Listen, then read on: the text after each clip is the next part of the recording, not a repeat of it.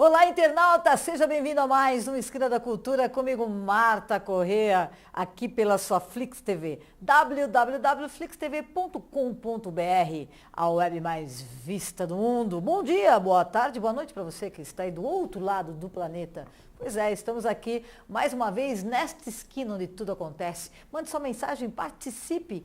Este é o Esquina da Cultura e hoje, internauta, nós estamos em estúdio novo, com novo endereço, aqui ao lado da estação Faria Lima, do metrô aqui em São Paulo, capital. E para você que está nesse mundão de Deus, brasileiros que estão aí fora, que queiram visitar a Flix TV, nós estamos aqui pertinho do metrô Faria Lima. É só você consultar aí no site da TV, www.flixtv.com.br, você vai ter a informação do nosso novo endereço, onde nós estamos, enfim. E hoje, a estreia aqui do novo estúdio da Flix TV, do Esquina da Cultura aqui, é de muita responsabilidade, que é uma pauta maravilhosa, sensacional, emocionante, enfim, de tocar nossas almas e nossos corações. Eu tenho a honra de receber aqui hoje o físico Fernando Pérez, que está aqui ao meu lado. Seja bem-vindo à Esquina da Cultura. E aqui a Cláudia, que vai falar o sobrenome dela. Cláudia? Dornbusch. Seja bem-vinda à Esquina da Cultura. A Cláudia é tradutora, né? Tradutora da língua alemã para o português, né? E antes de mais nada, vou apresentar já a obra. Eu quero que o Leozinho aqui mostre já, porque eu estou aqui recebendo a Cláudia e o Fernando devido a esta Bíblia que está em minhas mãos, aqui para o nosso internauta ver, que são as cantatas de Johann Sebastian Bach, certo? Cujo autor é o Alfred Dürer, assim que se pronuncia? Cláudia? Dürer. Olha só. Então, e cuja editora é a editora da Universidade Sagrado Coração, que fica em Bauru, né? Nós temos aqui no estúdio também a irmã Elvira, que também é responsável pela realização dessa obra, já vamos falar disso também. Mas, antes de mais nada, Fernando, eu gostaria de saber como surgiu a ideia de trazer para o Brasil essa Bíblia, conhecida já em vários países do mundo, né, utilizada em vários países do mundo, que onde estão as mais de 200 cantatas que Bach compôs, você me disse, né? Conta como surgiu a ideia primeiro. Bem, a ideia é bastante singular. Minha presença aqui, inclusive, se explica um pouco Pode colocar mais pertinho, senão... pela singularidade de como ocorreu tudo isso. Eu era diretor científico, fui diretor científico da FAPESP por 12 anos. A FAPESP é a Fundação para a Pesquisa do Estado de São Paulo, uma instituição muito importante no cenário científico e tecnológico brasileiro. Eu estive lá por 12 anos. E nessa condição, eu visitava muitas universidades do Estado de São Paulo. Okay. E, numa dessas ocasiões, eu visitei a Universidade do Sagrado Coração, em Bauru, que tinha uns projetos da FAPESP que sendo apoiados lá. E a visita fui muito bem acolhido, fiz uma visita, fiz uma palestra, e na hora do almoço, de maneira muito generosa, gentil, depois de ter visitado a editora que tem na universidade, o pessoal da editora cometeu a irresponsabilidade, e pedi que eu fizesse alguma sugestão de uma obra que pudesse ser editada ou traduzida, se fosse o caso, para o português, para ser editada. E eu deixei minha imaginação voar, não quis saber de física, nem de matemática, nem de ciência, nem de tecnologia. Eu fui buscar, dentro das minhas obsessões musicais, aquilo que realmente me tocava. Que são essas obras de Bach, as cantatas.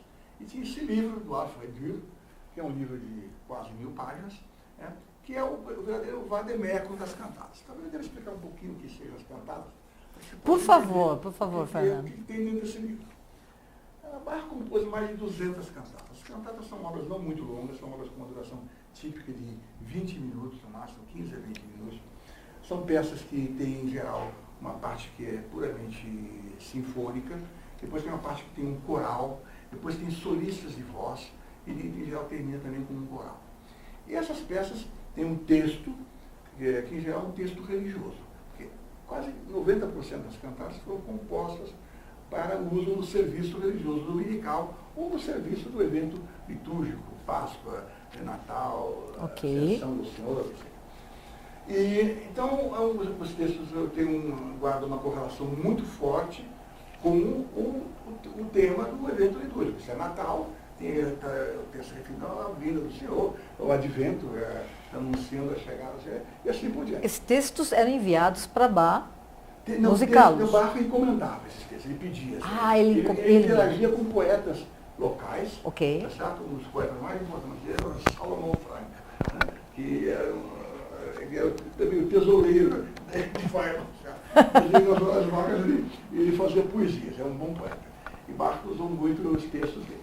Ok. Então, na verdade, essas obras foram mais de 200, porque na verdade, você vê, o ano litúrgico tem pelo menos 54 semanas, mais os feriados adicionais, você vê, chegam quase 70 eventos a serem comemorados, tá certo? E isso foi feito em vários anos, e fez vários ciclos de cantatas, são mais de 200 cantatas. O livro, ele é único, porque o que você tem nesse livro? Você tem, em primeiro lugar, para cada cantata tem o texto em alemão que é cantado. Ao lado, na coluna ao lado, você tem o texto em português, certo? Que é cantado. Okay. Tem uma pequena introdução explicando para cada cantata. Tem uma explicação do contexto histórico, da correlação entre o texto e o evento do ano litúrgico a que se refere a cantata. Sim, eu estou vendo, ele tem tudo isso mesmo aqui, viu? Então, e uma análise musical. Ele está falando a verdade, vocês não acreditam? São 1.400 páginas. 1.406.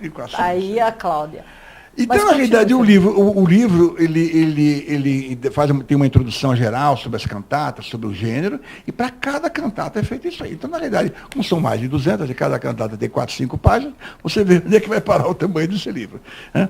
Então, mas é uma obra referencial. E por que eu propus a obra? Eu vou explicar por que eu propus. Foi um pouco irresponsável da minha parte, mas foi ousado, mas foi uma ousadia que foi comprada pela universidade, pela editora. Porque esta é a obra, é a grande referência no mundo inteiro sobre as cantatas de Bach. Você tem uma ideia, ainda há poucos anos foi traduzida para o inglês, pela Oxford University Press, o que mostra que, na realidade, é uma obra a ser traduzida, a ser publicada por uma editora acadêmica, porque não tem um valor comercial muito alto. Mas, obviamente, tem uma persistência bibliográfica muito longa. Isso aqui, por décadas, vai continuar sendo a referência sobre as cantatas. E é uma obra que vai ser importante para amantes do gênero, como eu, para profissionais de música, para estudantes de música. Então, e certamente tem um interesse acadêmico muito grande.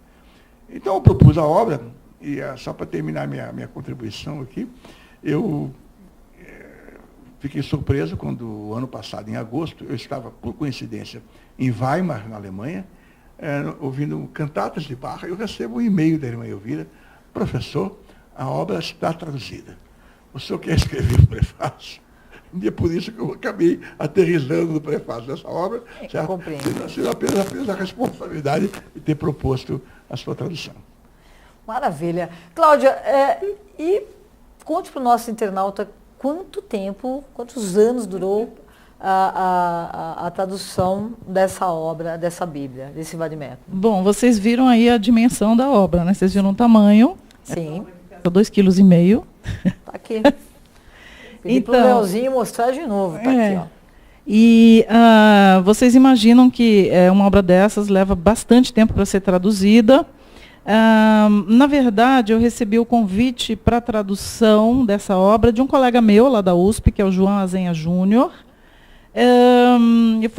que tem uma formação musical também. Só que ele não pôde aceitar a tarefa naquela época e me perguntou se eu aceitaria fazer essa tradução.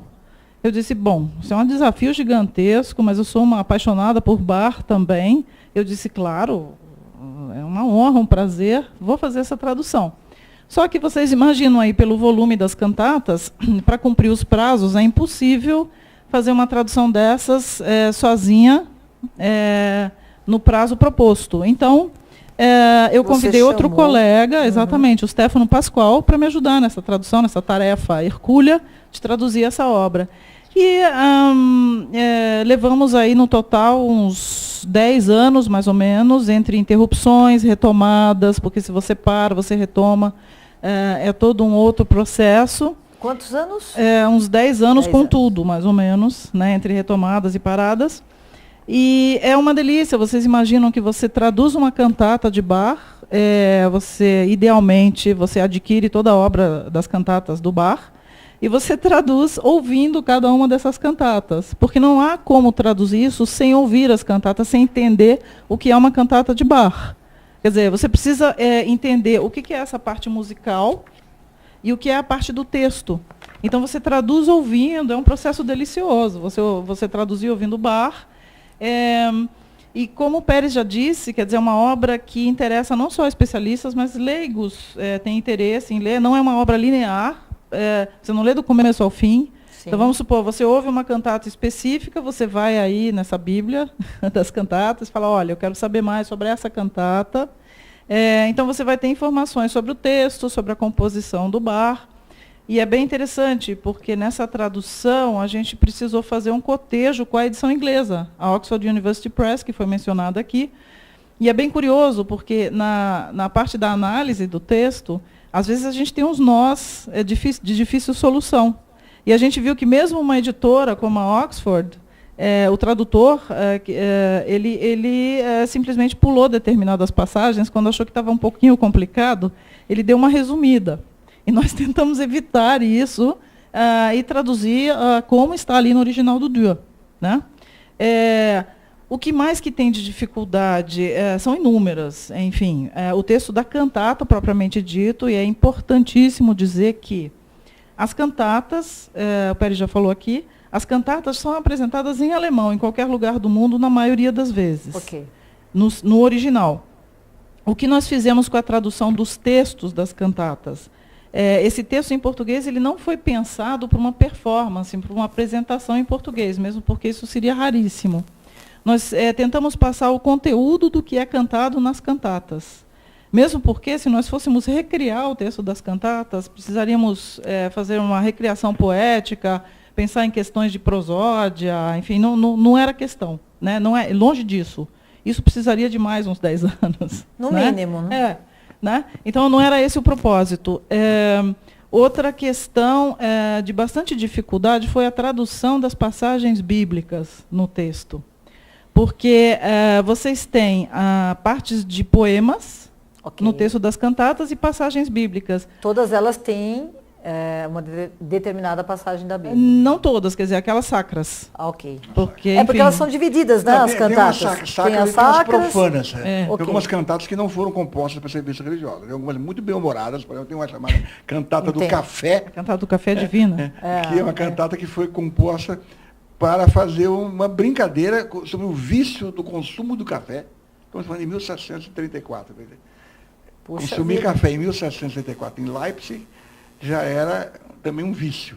Né? Então tem uma moça, tá certo, que está viciada em café, e o pai disse, se você não abandonar o vício, eu não te apresento a namorada. Ela falou, namorada eu quero café. E a cantata fala sobre isso, essa história. E a execução dessas cantatas são feitas por orquestras de todo mundo? Como se faz isso? É o seguinte, veja bem.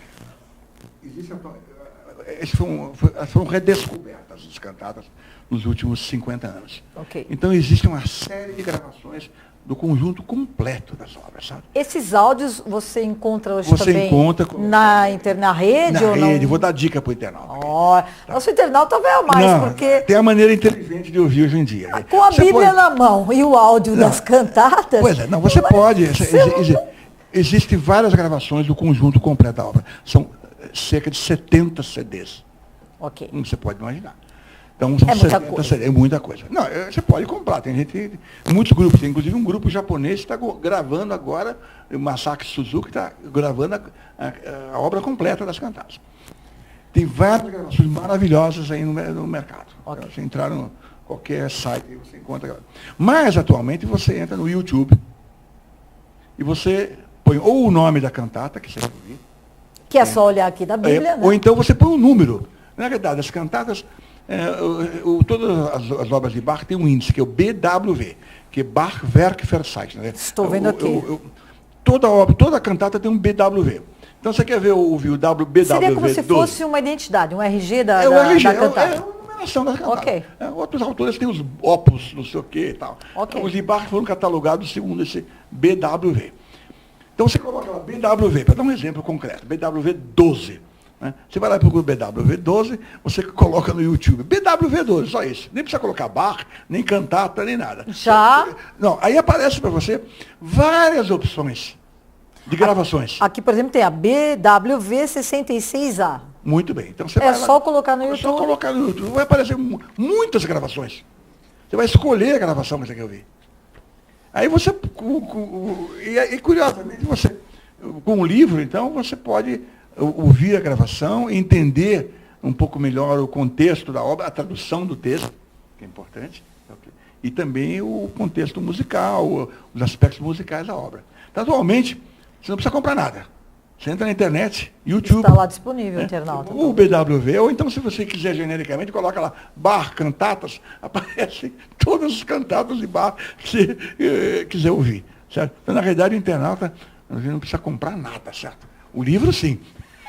O livro a gente já vou perguntar. Cláudia, essa tradução foi feita da primeira edição, do original? Como vocês... Ela foi feita da 6ª edição, dos anos 90, fim dos anos 90, do Dürr, já com alguns acréscimos que ele fez. Né? Ele diz mesmo no prefácio dessa edição que muitas descobertas foram sendo feitas depois da publicação dessa edição, que ele não inseriu no livro por questões editoriais, mas que, na verdade, não influenciariam o resultado, e quem se interessasse poderia pesquisar isso depois, quer dizer, não faria diferença nenhuma. Agora, interessante é mencionar também que no fim do livro existe um glossário de termos de música.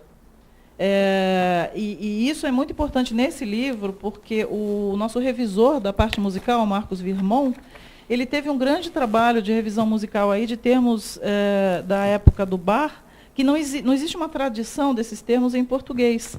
Então, essa obra é inédita também nesse sentido. Ela vai cunhar termos musicais da época do Bach, das cantatas, etc. Né? Então, nesse sentido, é bem interessante. E quem se interessar pelos termos musicais, tem todo um glossário detalhadíssimo no final, que é o que o Dürr pôs na obra dele. Né? Então, é fundamental nesse sentido também. Né? Que interessante o que a Cláudia está dizendo, porque quando a ideia foi colocada na mesa, certo? Dessa maneira... Tem uma frase do Kafka muito bonita, quer dizer, conceber corretamente uma coisa e não entendê-la não se exclui mutuamente. E eu acho que, na verdade, a concepção foi correta. Mas eu só fui entender a complexidade do que tinha sido proposto muito depois, quando eu refleti um pouco. Porque é uma obra, como a Cláudia disse, é uma tradução de textos poéticos. Depois você caiu em segundo lugar, que eu fui não é alemão atual, é alemão da época. É alemão da época. Isso tem dificuldades, o próprio significado, às vezes a grafia é igual, mas a palavra tinha um outro significado. Isso é uma coisa comum. Depois a questão de que, às vezes, não existe em português o termo, não foi inventado na língua portuguesa ainda, qual é o termo que corresponde àquele... Então, na verdade, você precisa entender. Tem aspectos da língua alemã, de tradução de poesia, tradução de textos de natureza musical e textos religiosos. Então, na realidade, é uma tarefa realmente muito complexa. Quando eu vi a primeira apresentação, o lançamento do livro, eu fiquei fascinado ouvindo o diálogo entre a Cláudia, o Stefano e a revisão, para ver vendo a complexidade daquilo que tinha sido gerado. Eu realmente fiquei impressionado. E realmente, a gente vê a obra, não tem ideia do grau de complexidade do desafio. Do trabalho em si. Inclusive, a revisão deve ter também levado Levou mais de um ano. Eu imaginei para a revisão. E é uma tarefa inconclusa, porque a revisão, isso aqui é uma obra que vai ter que ser revista várias vezes, exatamente, como qualquer obra dessa natureza, certo? Mas realmente é um trabalho incrível. E eu gostaria que você, Fernando, nos contasse da participação, da presença ímpar da irmã Elvira Milani, que está aqui no estúdio também, com a gente, está assistindo aqui ao vivo, que sem ela também essa Bíblia não ia existir no Brasil. A irmã Elvira tem uma presença... Me conta como foi isso. É a grande campeã desse projeto. Todo grande projeto tem que ter um campeão. Claro. Tem um time e tal, mas tem alguém que é o líder do projeto. Lidera aquilo, Lidera, né? que não acontece. A irmã Elvira é essa liderança. Na realidade, ela levou a cabo, ela me procurou num certo momento, que ela estava querendo conseguir financiamento. Ela conseguiu financiamento da Lei Rouanet, o que não é fácil, batalhou isso aí. Não só conseguiu a aprovação, mas conseguiu os recursos, o que é mais difícil. A aprovação, às vezes, é fácil, mas depois conseguir os recursos... É a captação depois que se torna a parte mais difícil, vamos dizer assim, né? A lei até o projeto em si. Assumiu esse projeto. Ela assumiu esse projeto. Se ela não tivesse assumido esse projeto, não haveria essa obra. Então, o mérito total da liderança da irmã Elvira. É claro que o mérito da obra em si é dos tradutores, da Cláudia, do Stefano, que fizeram um trabalho maravilhoso. Mas a irmã Elvira, claro, é o líder desse projeto e a líder desse projeto, né? E sem ela também esse livro não existiria, né? Eu até, no final, vocês estão sem lapela, né? Eu até queria chamar a irmã aqui para falar um pouquinho. Com prazer, achei importante. Então, irmã, por favor, vem cá. Aqui. Você passa o microfone para ela, Fernando, e aguarda ali, porque o nosso estúdio aqui eu acho também que é importantíssima a presença dela. É, claro. Irmã, por gentileza. A irmã Elvira aqui para o nosso internauta, Elvira Milani. Irmã, me conta um pouquinho, na época que o Fernando lhe trouxe essa ideia, um tanto quanto complexa, né? A senhora era reitora da universidade? Não, na verdade, nessa etapa que ele apresentou, eu não estava na USC. Eu estava numa outra função no nosso instituto. Então, praticamente, eu nem sabia da história. Em 2006, eu reassumi a universidade como reitora e eu fazia parte da comissão editorial da EDUSC. E aí, nas reuniões, o pessoal falava, não, tinha o professor Marcos também estava na comissão, vamos recomeçar, vamos publicar as cantatas de Bach. E eu falava assim, não, é muita coisa, não dá. Aí, na próxima reunião, de novo, vamos publicar as cantatas de Bach. Sempre o Marcos empurrando. Eu falei, não dá, é muito caro. Bom, depois de tantas insistências, várias reuniões, o presidente da comissão falou assim, olha, se eu me ouvir assumir para procurar financiadores ou patrocinadores, né? Tudo bem, senão nós não publicamos. Vamos encerrar, vamos pôr na gaveta e acabar. Aí, sei lá, eu acho que eu tenho bastante afinidade com o professor Marcos. Tá bom, eu vou tentar fazer um projeto. Aí eu fiz o projeto para a publicação da obra, isso em 2008 e 2009. Apresentei no Ministério da Cultura. Sim. O Ministério da Cultura aprovou. E, com isso, então, nós começamos a procurar patrocinadores. Tivemos muitos, mas amigos meus que estavam que já conheciam um pouco a Lei Rouanet, aqueles que têm lucro real, e fizemos a captação de R$230 mil. Ainda tivemos que acrescentar mais um pouco. Então, o livro foi bem caro. Na verdade, o valor dele hoje seria por volta de R$200. Mas está sendo vendido a R$100 e... Cláudio, o livro está sendo vendido em quais livrarias? Ou a própria irmã? Atualmente ele está em aproximadamente 20 livrarias. Todas as livrarias Culturas têm. Clássicos, que é a Sala São Paulo, tem os livros. Aliás, no site de Clássicos está o livro mais vendido no mês de março, foi as cantatas de Bach. Então, com isso, o projeto foi para frente. Fizemos tudo, aquilo que a Cláudia falou algumas vezes. Nós tínhamos datas pelo Ministério da Cultura. Eles não aceitam assim, tudo bem, se começa hoje, termina amanhã. Mas nós tivemos que pedir prorrogação umas 2 vezes. Okay. E com isso, no final de 2014, 30 de dezembro, o livro deveria estar pronto. Então, praticamente, nós pusemos assim nas livrarias no mês de fevereiro. Já fizemos um lançamento no Instituto Goethe, em São Paulo. Agora, o próximo lançamento vai ser no Rio de Janeiro. Quando, irmã? No dia 12 12 agora, semana que vem, terça-feira. 12 de maio, de no maio, Rio de Janeiro, onde? Na Livraria Arlequim, no Paço Imperial, no Rio de Janeiro, na Praça 15. Olha, e o horário do lançamento? Às 18 horas. Olha aí, os cariocas que assistem à Esquina da Cultura, meu irmão, você não pode perder esta. Porque esse lançamento vai ser tudo de bom.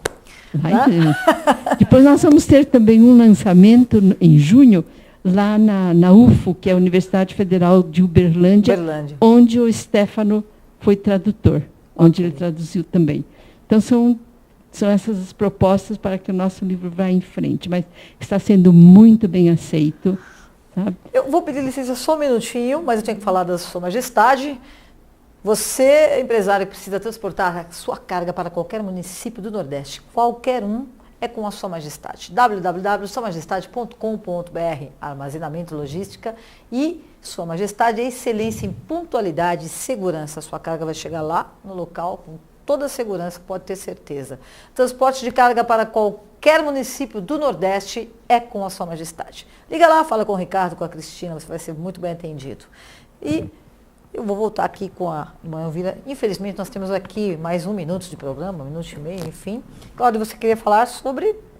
As palavras finais, é isso? Isso, por favor. Eu queria dizer ao internauta, compre o livro, ouça as cantatas, não deixe de pesquisar no YouTube essa obra maravilhosa do Bach, porque foi um trabalho gratificante, longo, e esperamos que vocês curtam essa obra genial do Bach. Então, não deixem de comprar o livro. É isso daí. O livro está sendo vendido a R$100, que é um preço. São mais de 1.400 páginas, 1.400 e poucas páginas, e eu acho que é um preço bem razoável para uma obra tão importante, tão maravilhosa, dessa que o internauta tem, que eu queria que o Leonardo mostrasse mais uma vez. Irmã, eu queria te fazer uma outra pergunta. O que significa para a sua universidade, para a sua editora e para a senhora uma obra dessa no Brasil? A satisfação de ver esse sonho materializado aqui. Como alguns jornalistas colocaram aí em várias reportagens, é uma obra monumental, fascinante. Eu não tenho nada nessa parte de música, mas pela influência dele, dos três, do Pérez, da Cláudia e do Stefano e do Dr. Marcos, que é o revisor, eu também me apaixonei pelas cantatas. E agora, de vez em quando, estou ouvindo alguma cantata, tenho a relação de todas, tem vários links que o Dr. Pérez me deu, e realmente vejo que para nós, como editora, foi um trabalho insano, mas gratificante. E que lançou praticamente em todo o Brasil. O livro já está em Fortaleza, Salvador, Recife, Brasília. Então, o próprio nome da editora está bem lançado em todas essas partes do Brasil. E tem, como você escutou eles falarem, uma boa parte das cantatas, 200 cantatas, são religiosas, a maioria, e que seguem o ano litúrgico. Então, isso também, eu li eu não estou lembrando quem que escreveu, mas um pensamento espetacular. Até eu reli hoje, é assim, eu não estou lembrando quem foi que me mandou isso. Os compositores de música, compositores, qualquer um que você pensa, eles produziram obras para os homens. E Johann Sebastian Bach fez para Deus. Tá aí, internauta, as palavras da irmã vir aqui. Infelizmente, nós estamos no final do programa. Eu queria pedir para o Fernando vir aqui também, e a gente fica de pé aqui. Encerramos. Dá um Leozinho para a gente ficar de pé aqui, para mostrar a todo mundo, para a gente encerrar o Esquina da Cultura hoje, que aqui está aí, todos nós aqui. Eu quero agradecer mais uma vez ao internauta por estar conosco aqui na Flix TV, hoje no Esquina da Cultura, toda quarta às 20 horas comigo, Marta Corrêa. Espero vocês a semana que vem. E, Cláudia, parabéns pelo seu trabalho. Obrigada. Insano, porém, a gente não pode nem falar o tamanho da importância de uma obra dessa, porque não dá para medir isso. Né? Faria tudo de novo. Faria tudo de novo, claro. Fernando, também pela sua ideia, mais que insana, mas maravilhosa, né, que nos deu essa Bíblia de presente. O do Estado de São Paulo disse que foi um maravilhoso delírio. Isso, esse seu delírio, essa sua alucinação, sei lá como devemos chamar, enfim. Ou, irmã, essa inspiração de Deus nesse momento, né, para o Fernando aí, que deu a ideia, né, a loucura, mas que está aqui. E assim, irmã, também parabéns pela editora, pela universidade, por tudo, enfim. E por nos dar esse vade-mecum tão importante de presente, que são as cantatas de Bach, internauta. Você não pode perder, comprem o livro e também ouçam as cantatas, né? Eu também vou começar a ouvir, claro. E tem a do café lá, né, Fernando? Tem a do café, sem dúvida. Ela é maravilhosa. Essa vai ser a primeira que eu vou... Café cantata. Ok, eu quero agradecer mais uma vez a presença de todos vocês aqui no Esquina da Cultura. Lembrando, então, mais uma vez, internauta, estamos no Estúdio Novo, Vida Nova, na Flix TV, com o Esquina da Cultura, toda quarta, comigo, Marta Correia. Obrigada a todos. Obrigado. E até quarta-feira que vem. Beijo pra você. Fui. Tchau.